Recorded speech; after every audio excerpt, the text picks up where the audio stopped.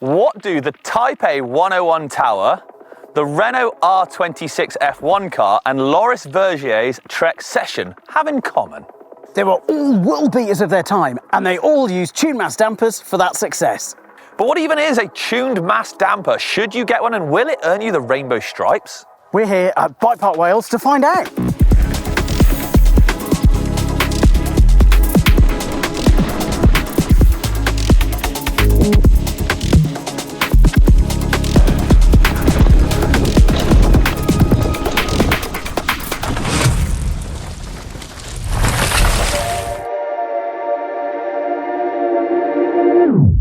Before we get ahead of ourselves, let's take a look at what tuned mass dampers, or TMDs, really are. And in fact, before that, why not like and subscribe to the channel for more great content? So, TMDs. At first glance, that super tall building, a Formula One car and Loris Vergier's downhill bike might not seem to have all that much in common. But actually, designers and engineers are all trying to deal with controlling, if you like, external forces and vibrations that are applied to them. For the Type A 101 tower, those forces and vibrations come from things like strong winds, typhoons and earthquakes. On an ever so slightly smaller scale, Renault will need to control the forces and vibrations put through the car and the driver when it's zipping around the circuit, hitting things like the curbs on the turns. And then when it comes to downhill or mountain biking, the scale and type of forces change again, but you'll know that if you've ever ridden some of that really rough, horrible stuff out there. Start hitting tracks at speed of people like Vergier then, and those forces, well, they become even greater and harder to control. How can we put those kinds of forces under control and tame them, if you like? Well, here's how. Tuned mass dampers. Let's get sciency. With you.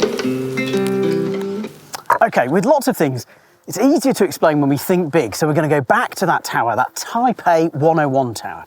In that tower is a 660-ton metric steel sphere. That is the mass that is the tuned mass damper. Surrounding it are shock absorbers, and it's suspended on 92 steel cables. It's between the 87th and the 92nd floor. And what happens is that the inertia of this means that there's a slight lag. So when the tower sways a little bit, be that via typhoon or earthquake, this mass is going to move slightly slower and it's going to be out of phase. Because it's out of phase from the rest of the building, some of that inertial force actually dissipates some of the energy and changes the amplitude of the swaying. We're going to get even more tech now, and this is where the tuned part of the name comes into play. The shock absorbers around the ball or the mass are tuned so their oscillation frequency is similar to that of the resonant frequency of the tower itself. That sounds complicated, but in simple terms, it means that the tuned mass damper naturally wants to try and get back into phase with the building. How well it's tuned to that resonant frequency of the building dictates how fast that happens and how much it limits the amplitude of the movement. If you find this interesting or you want to find out more, we've got a whole deep dive over on the Tech channel. The link is in the description box below. Back to the Formula One car. Whilst the tuned mass damper in that tower was 660 metric tons, in the Formula One cars it was between 8 kgs and 10 kgs, and they tweaked it to suit different tracks. At least they did tweak it until it got banned. Renault worked out that the tuned mass dampers that they were using could save them 0.3 of a second per lap, and in Formula One terms that's light years. But midway through the 2006 season, the FIA decided to level the playing field and banned tuned mass dampers in Formula One. So clearly these tuned mass dampers work, whether it be to fight against typhoons or to make race cars faster. But how does that all translate to the mountain bike world? Let's find out.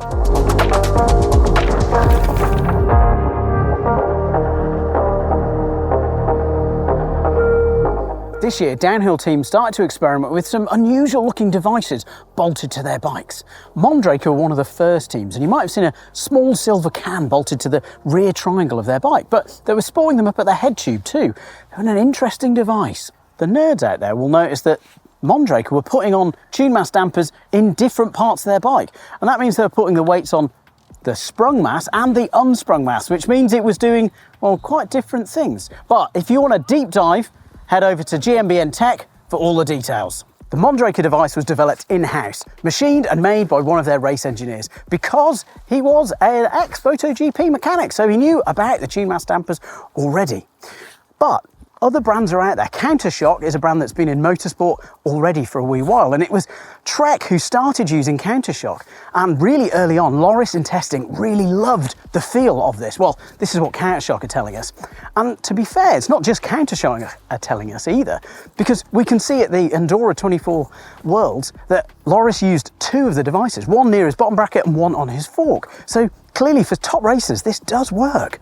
Some of the benefits that the riders using tune mass dampers said they felt were they felt less fatigued after runs. So you could hypothesize that this is because the wheels are staying on the ground a little bit better. The suspension is working better. It's taking the sting out of some of the harsher hits. But there's actually some test data to help kind of quantify what the riders are feeling. Dynamics did some testing with Countershock, or Countercycle as the bike version is called, and they found a 12% reduction in peak loads into the rider's handlebar. So there's definitely something going on in terms of how it affects damping and how it affects fatigue for riders. Many of the DH race teams used tune mass dampers that were of an enclosed design and unsurprisingly weren't willing to reveal what was going on inside. But there's more than one way to create a tuned mass damper, and a company called Rimpact have made one that fits inside your steer tube, so inside the top of your fork, that works in a similar way, as we imagine, to all those other designs. So what have we got? Okay, we've got a shaft where this mass can move freely. We've got springs at either end, and that creates the tuned part of this mass damper. So the logic is that this mass will move out of phase with the rest of the bike, and that should knock off the top of these high peaks as they come through the fork and come through your bars. Well, that's the theory, but what's it like on the trail? While it seems the fastest racers in the world might feel the benefits of a TMD, what about us mere mortals, Owen? Well, that's why we're going to do some blind testing to find out if a tune mass damper can make you faster.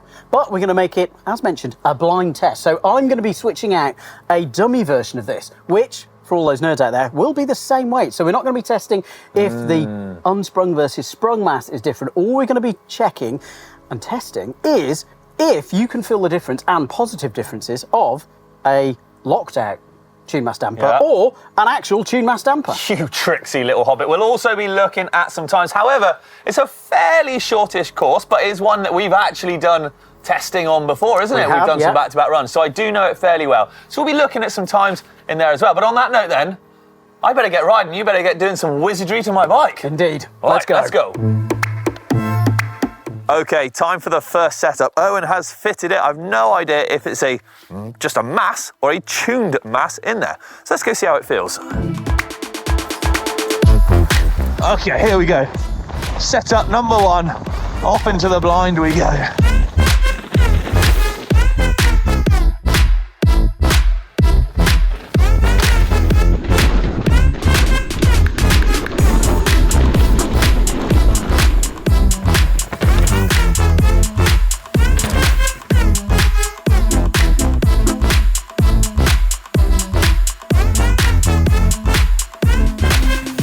Front end feels pretty calm and planted, I like that. I think it's going to take obviously a few rides to really get to grips with the different feelings, and obviously it's hard to say without doing a few runs as well.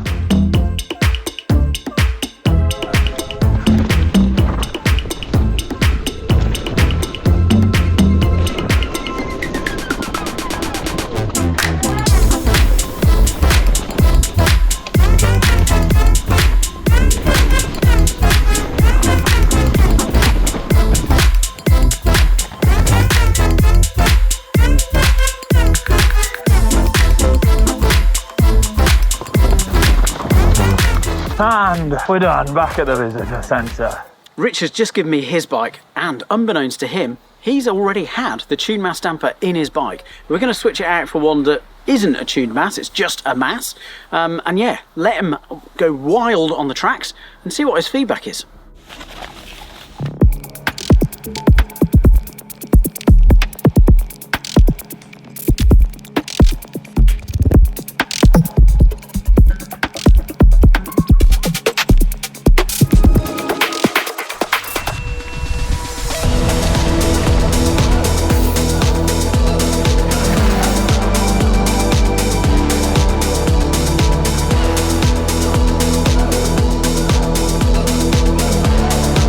spread it.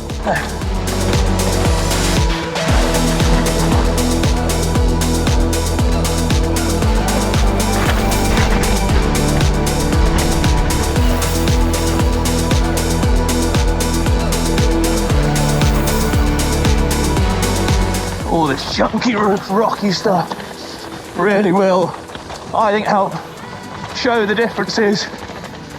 Hopefully reduce things like fatigue, arm pump,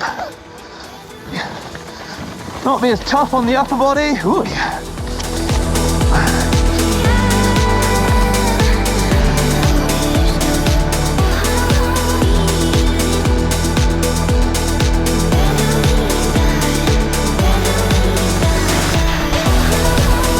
Oh, watch out, buddy.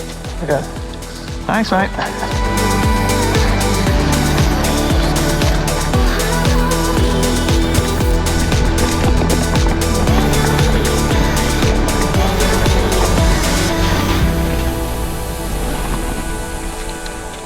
And we're done, Owen. Heck of a day out on the bike, but the sun's gone down. We're back in the set, so it's time to talk things tuned and massed. Yeah.